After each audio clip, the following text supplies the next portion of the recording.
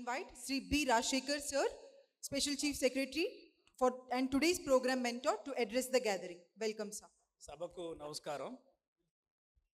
Gaurava Finance Minister gariki, Gaurava Shasan Sabhyulaku, Jilla Collector gariki, Joint Collector gariki, my colleague Shekhar Babu gariki, alage industry represent చేస్తున్న పెద్దలకు, ముఖ్యంగా రైతు సోదరులకు అందరికీ కూడా నమస్కారాలు తెలియజేస్తూ, ఎగ్జాక్ట్లీ 22 సంవత్సరాల క్రితం 2003 ఇదే అనంతపూర్ పట్టణంలో ఆర్డిటి మన మల్లారెడ్డి గారు ఇక్కడే ఉన్నారు ఆధ్వర్యంలో జిల్లా కలెక్టర్గా అప్పుడే చార్జ్ తీసుకున్న మొట్టమొదటి మీటింగ్ అనంతపూర్ని ఎడారిగా మారకుండా ఉండడానికి ఏం చేయాలి. ఆ రోజు జిల్లా కలెక్టర్గా చార్జ్ తీసుకున్న తర్వాత పెద్ద స్కీమ్ ఆ రోజు ఏముందంటే డిడిపి డెజర్ట్ ప్రోగ్రామ్ ఒకటి, గవర్నమెంట్ ఆఫ్ ఇండియా స్కీమ్ ఒకటి ఉంది. అందులో ముఖ్యంగా ఎడారి కాకుండా ఏమేమి చర్యలు తీసుకోవాలనే దాని మీద ఇవాళ 22 సంవత్సరాల తర్వాత చాలా సంతోషంగా ఉంది. ఇవాళ ఈ అనంతపూర్లో ఈ horticulture conclave, so I heartily congratulate the district collector doctor Vinod Kumar for providing this kind of leadership and this conclave. I'm sure ఇప్పటి వరకు మాట్లాడిన వక్తలంతా కూడా చాలా ముఖ్యమైన అంశాలు తెలియజేయడం జరిగింది. నేను 2-3 విషయాలు హార్టికల్చర్ సంబంధించి రాష్ట్ర స్థాయిలో అండ్ స్పెసిఫిక్గా అనంతపూర్కి సంబంధించి కొన్ని విషయాలు మీ ముందర ఉంచుతాను. ముఖ్యంగా మీ అందరికీ తెలిసిందే, కలెక్టర్ గారు కూడా ఇప్పుడే జీవీఏ గురించి మాట్లాడడం జరిగింది, గ్రాస్ వాల్యూ ఎడిషన్. గౌరవ ముఖ్యమంత్రి గారు ప్రతి రివ్యూ మీటింగ్లో కూడా మాకు డిపార్ట్మెంట్లీ రివ్యూ చేసేటప్పుడు ప్రతి డిపార్ట్మెంట్ కూడా ఈ జీవీఏ ఎంత కాంట్రిబ్యూట్ చేస్తున్నారు, ఎంత చేయొచ్చు, ఎంత పొటెన్షియల్ ఉంది, అది అచీవ్ చేయడానికి మనం ఎటువంటి స్ట్రాటజీస్ అలాగే ఎటువంటి ప్రోగ్రామ్స్ మనం డిజైన్ చేయాలనే దాని మీద ఎక్కువ స్ట్రెస్ చేయడం జరుగుతుంది. కాబట్టి ఇవాళ నేను అనుకోవడం రైతు సోదరులకు కూడా ఈ జీవీఏ గురించి తెలుసుకోవాల్సిన అవసరం ఉంది. ఎందుకనంటే ఇవాళ నేను కొన్ని చెప్తాను, ఫిగర్స్ కూడా చెప్తాను. 1-2% ద్వారా కూడా మనం చాలా రైతులకి ఉపయోగపడేలాగా, వాళ్ళ ఆదాయాలు పెరిగేలాగా చేయడానికి ఉపయోగపడుతుంది. కాబట్టి ఈ జీవీఏ అనేది ప్రతి రైతు కూడా తెలుసుకోవాల్సిన అవసరం ఉంది. కాబట్టి జిల్లా యంత్రాంగాన్ని, ముఖ్యంగా కలెక్టర్ గారిని ప్రతి మీటింగ్లో కూడా ఈ లెక్కలు చెప్తూ ఉంటే ఖచ్చితంగా ప్రతి ఒక్కరికి కూడా అర్థం అవుతుంది.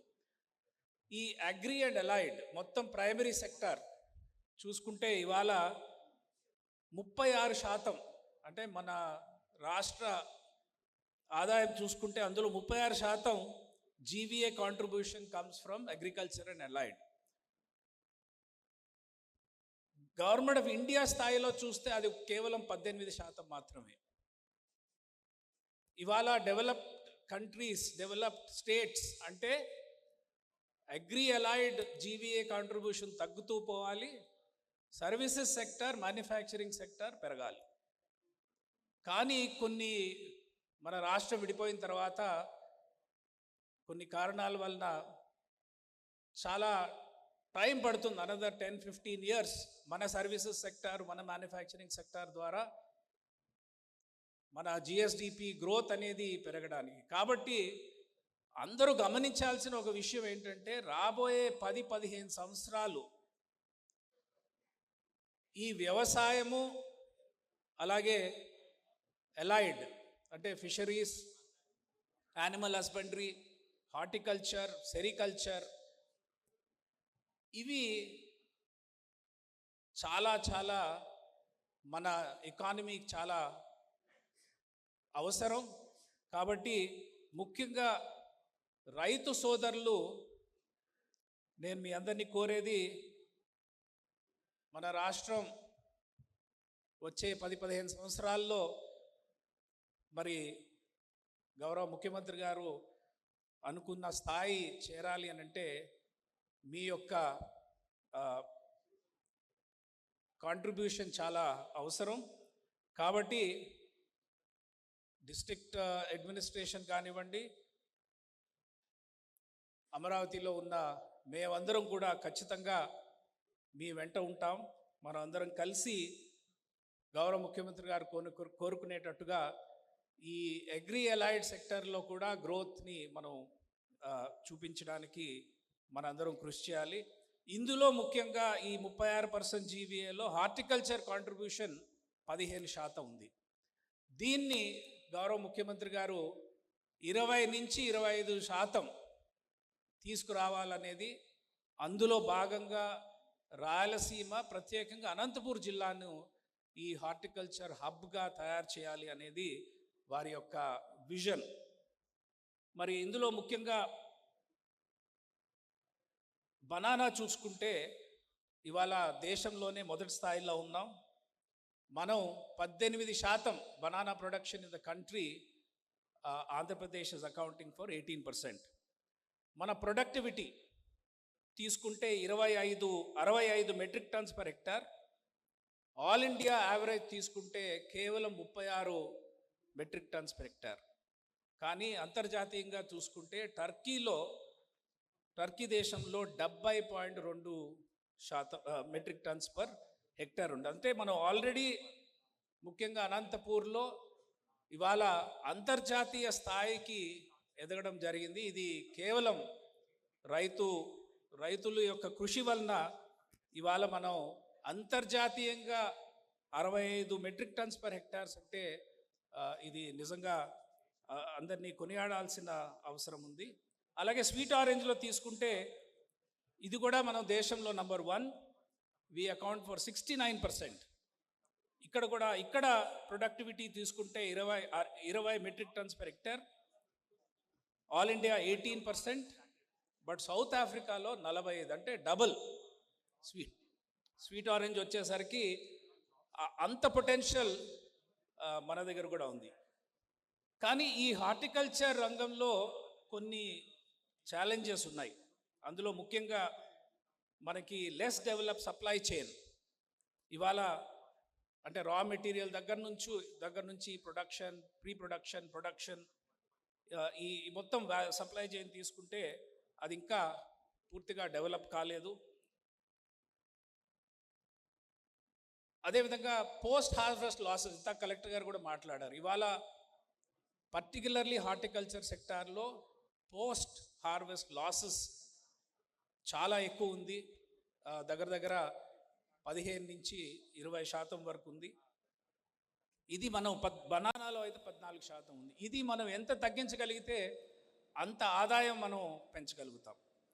అలాగే small scale farming with limited processing. ఇవాళ ఈ వాల్యూ చైన్ అనాలిసిస్ చేస్తే మనం అంతా కూడా పండించి ఆ ఫ్రూట్ని మనం అమ్ముతున్నాం. కాబట్టి రైతుకు కూడా మంచి ఆదాయం సరిగా రావట్లేదు. అదే ప్రాసెసింగ్లోకి మనం వెళ్ళగలిగితే, ఇవాళ ఫ్రూట్ ప్రాసెసింగ్ చూస్తే ఓన్లీ 2% మాత్రమే ప్రాసెసింగ్ జరుగుతుంది. దీన్ని మనం ఎఫ్పిఓస్ ద్వారా రైతులందరూ కూడా ఎఫ్పిఓలు ఫార్మ్ చేసి ఈ ఎఫ్పిఓస్ ద్వారా మనం ప్రాసెసింగ్ టేకప్ చేయగలిగితే, అలాగే ఇండస్ట్రీని కూడా ఎంకరేజ్ చేయగలిగితే మనకి ఇంకా వాల్యూ పెరగడానికి అవకాశం ఉంది.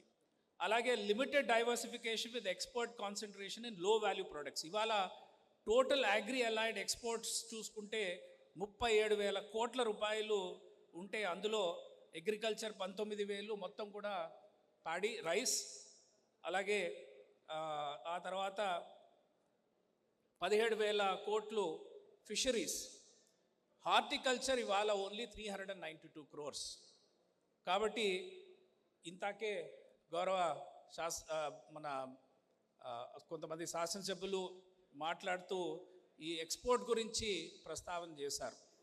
ఇది రైతులకి ఒక లైఫ్ లైన్. మనం ఎక్స్పోర్ట్ చేయగలిగితే ఇంతాక మనం చెప్పుకున్నట్టు ఆదాయం పెంచడానికి, మంచి ధర రావడానికి, ఆదాయాలు పెరగడానికి అవకాశం ఉంది. కాబట్టి ఈ బ్యాక్గ్రౌండ్లో గౌరవ ముఖ్యమంత్రి గారు మా అందరికీ హార్టికల్చర్, ముఖ్యంగా రాయలసీమల్ని horticulture and fruits and vegetable bowl of ఇండియాగా తయారు చేయడానికి with major global exporters and mega processing capacity build చేయడానికి with hallmark of quality and sustainable agriculture.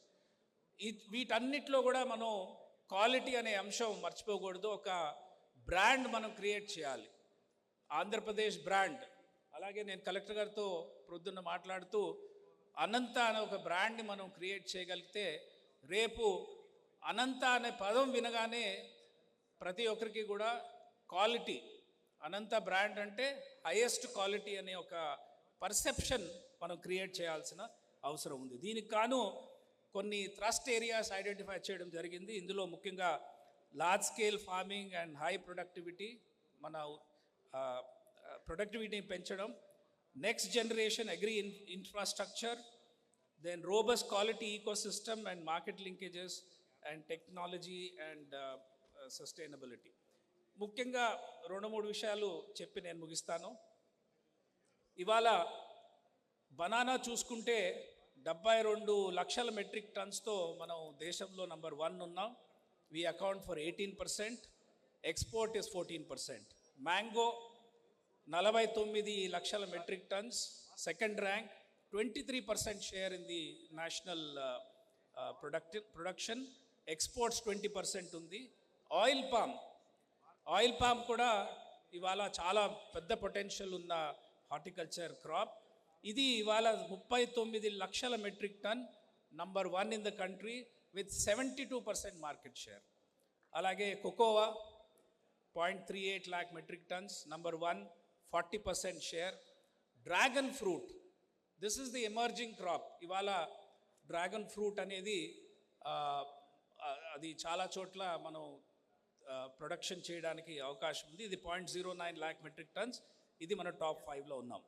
ఇవాళ నాకు చాలా సంతోషంగా ఉంది. మనం విజన్ 2047, స్వర్ణాంధ్ర విజన్ 2047లో హార్టికల్చర్ సంబంధించి 11 ప్రయారిటీ క్రాప్స్ ఐడెంటిఫై చేసాం. 24 క్లస్టర్స్, 11 క్రాప్స్, 24 క్లస్టర్స్. ఈ 11 క్రాప్స్ ఏంటంటే banana, mango, chilli, tomato, coconut, oil palm, cocoa, dragon fruit, coffee, onion, cashew. ఈ 11 ప్రయారిటీ క్రాప్స్లో 24 క్లస్టర్లో 6 క్లస్టర్స్లో అనంతపురం ఉంది. ఇవి banana, mango, chilli, tomato, dragon fruit and onion. ఈ 6 crops, priority క్రాప్స్లో Anantapuram క్లస్టర్లో 6 clusters ఉన్నాయి. కాబట్టి ఇంతాక collector గారు చెప్పినట్టుగా వారు చూపించిన యాక్షన్ ప్లాన్ కూడా ఇదే దిశగా అంటే ఇవాళ మన ఆంధ్ర రాష్ట్రంలో హార్టికల్చర్ సంబంధించి మరి అనంతపురం టాప్లో ఉంది. కాబట్టి మనందరం కూడా కలెక్టర్ గారి టీంకి సహాయం చేయాల్సిన అవసరం ఉంది. I request the industry also to focus on Anantapur. ముఖ్యంగా బనానాకు వస్తే ఒక మేజర్ వెరైటీస్ మనం G9, అమృతపాణి, తెల్ల చక్కెరకేళి, కర్పూర చక్కెరకేళి, రాస్తాలి, ఈ వెరైటీస్ మీద ఫోకస్ చేయడం జరుగుతుంది. అలాగే ప్రాసెసింగ్ సంబంధించి banana chips, juice, powder, fibre. Post harvest losses ఇవాళ నేను ఇంతకు చెప్పాను చాలా ఎక్కువ ఉంది, ఆల్మోస్ట్ 15%, 20% ఉంది. దాన్ని 2029కి లెస్ దెన్ 10% అండ్ 2047కి లెస్ దెన్ 7%. ఇది దీనికి సంబంధించి డెడికేటెడ్ మనకి ప్యాకింగ్ హౌసెస్ కావాలి, ఇంటిగ్రేటెడ్ ప్యాకింగ్ హౌసెస్ కావాలి. ఇది ఈ పోస్ట్ హార్వెస్ట్ లాసెస్ అనేది చాలామందికి ఇంకా అవగాహన లేదు. రైతులకు కూడా ఇంకా మనం చెప్పాల్సిన అవసరం ఉంది. బట్ పోస్ట్ హార్వెస్ట్ లాసెస్ చాలా ఎక్కువ ఉంది, అది తగ్గించాల్సిన అవసరం అయితే ఉందనేది మొదటగా అందరూ తెలుసుకోవాల్సిన అవసరం ఉంది. ఈ విధంగా మరి ఇప్పుడే కలెక్టర్ గారు ప్రజెంట్ చేసినట్టుగా మరి హార్టికల్చర్ హబ్గా అనంతపురాన్ని మనం ముందుకు తీసుకొస్తాం. చివరిగా నిన్న ఒక జర్మనీ నుంచి ఒక KFW బ్యాంక్ ఒక టీం మన న్యాచురల్ ఫార్మింగ్ చూడడానికి రావడం జరిగింది. ఆ సందర్భంగా మనం ప్రకృతి వ్యవసాయం ద్వారా హార్టికల్చర్ కూడా చేయడం జరుగుతుంది. కొంతమంది రైతులు ఆల్రెడీ మూవ్ అయ్యారు. అక్కడ బ్రిక్స్ వాల్యూ, ఇది కూడా చాలామందికి తెలియకపోవచ్చు. బ్రిక్స్ వాల్యూ అనేది ఆ స్టెమ్లో స్టార్చ్, మన షుగర్ లెవెల్స్ ఎంత ఉన్నాయనేది టెస్ట్ చేస్తారు. ఎంత ఎక్కువ ఈ బ్రిక్స్ లెవెల్ ఉంటే క్రాప్ అంత హెల్దీగా ఉన్నట్టు. ముఖ్యంగా ఫ్రూట్ ట్రీస్ అయితే అంత స్వీట్. మన అనంతపూర్లో ఆ ప్రత్యేకత ఎందుకు వస్తుంది అని అంటే because we have high brix value. Chemical farming and natural farming ద్వారా ఈ బ్రిక్స్ వాల్యూ కంపేర్ చేస్తే స్వీట్ లైమ్ న్యాచురల్ ఫార్మింగ్ ద్వారా చేసిన ఈ స్వీట్ లైమ్ ప్లాంట్కి 21 బ్రిక్స్ వాల్యూ ఉంటే కెమికల్ ఫార్మింగ్ ద్వారా 12, బనానా 13, కెమికల్ ఫార్మింగ్ ద్వారా 6, కర్రీ లీఫ్ బ్రిక్స్ వాల్యూ ఏకంగా 23 అండ్ కెమికల్ ఫార్మింగ్ 13. ఈ బ్రిక్స్ వాల్యూ అనేది it's an indicator of better health. Brix value ఎక్కువ ఉంటే పెస్ట్ అటాక్ ఉండదు, డిజీజెస్ రావు. అలాగే higher Brix value means higher agroscopy in the plant, which means less water required, high yields and high nutrition density. So ఈ చివరిగా నేను జిల్లా collector గారిని అదేవిధంగా ఇక్కడున్న రైతు సోదరులందరినీ కూడా కోరేది, మనం హార్టికల్చర్కి ప్రాధాన్యత ఇస్తూ హార్టికల్చర్ చేసే విధానంలో కూడా ఇంతాకే ఇండస్ట్రీ నుంచి ఎవరో క్లైమేట్ చేంజ్ గురించి మాట్లాడారు. ఇవాళ మనం చూస్తున్నాం, మనం కూడా రాయలసీమలో ఫ్లడ్స్ చూసాము, అలాగే ఎక్స్ట్రీమ్ హీట్ చూస్తున్నాము. మొన్న విజయవాడలో మరి ఫ్లడ్స్ చూసాము, 40 ఏళ్ళకి రాని ఫ్లడ్స్ మొన్న. సో ఈ ఎక్స్ట్రీమ్ ఈవెంట్స్ అనేవి ఈ క్లైమేట్ చేంజ్ వలన రాష్ట్రమంతటా కాదు దేశమంతటా గ్లోబలీ కూడా జరుగుతుంది.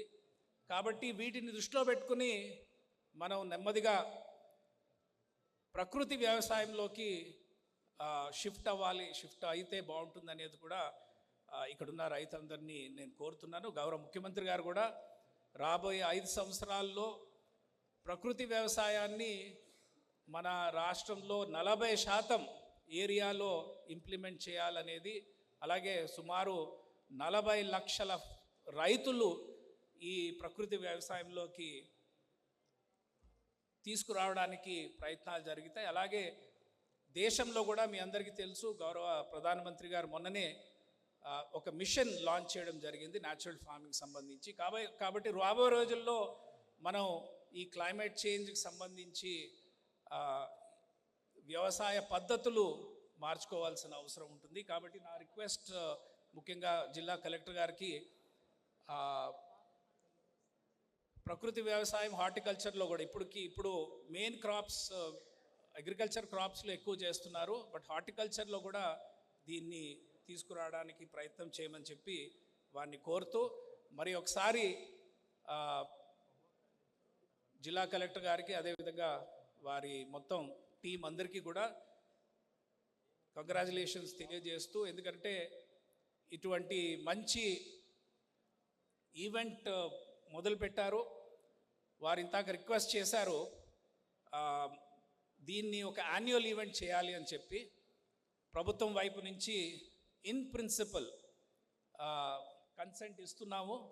ఈ అనంతపురం కాన్క్లేవ్ అనేది ఇక మీదట it will become annual event. ప్రభుత్వం నుంచి అన్ని రకాలుగా మేము ఈ యాన్యువల్ ఈవెంట్ని ఇంకా మెరుగుపరచడానికి, ఇంకా బాగా చేయడానికి ఇన్ ఆల్ రెస్పెక్ట్స్ మేము సపోర్ట్ చేస్తాము. మన ఫైనాన్స్ మినిస్టర్ గారు యాన్యువల్ ఈవెంటే కాదు, దీన్ని పర్మనెంట్ ఈవెంట్ చేయమని కూడా అన్నారు. దానికి కూడా మరి మనం ఢిల్లీలో ప్రగతి మైదాన్ ఎలాగైతే ఉందో ఆ విధంగా అనంతపూర్లో కూడా ఒక పర్మనెంట్, బెంగళూరులో కూడా ఈ పర్మనెంట్ ఈవెంట్స్ చేయడానికి, ఇటువంటి హార్టికల్చర్ ఈవెంట్ ఇవాళ బెంగళూరులో ప్రతి సంవత్సరం ఈవెంట్ చేస్తారు, వరల్డ్ అంతా తెలుసు. కాబట్టి జనవరిలో జరిగే బెంగళూరు ఈవెంట్కి విదేశాల నుంచి కూడా చాలామంది రావడం జరుగుతుంది. ఆ విధంగా ఈ అనంత కాన్క్లేవ్ ఒక గ్లోబలీ రికగ్నైజ్డ్ ఈవెంట్ కింద తయారు కావాలి అని కోరుకుంటూ, అది జరిగే విధంగా ప్రభుత్వం నుంచి పూర్తి సహకారం ఉంటుంది అని చెప్పి ఈ వేదిక నుంచి అందరికీ తెలియజేస్తూ నమస్కారాలు. Thank you. Thank you so much, sir, for giving us the holistic perspective.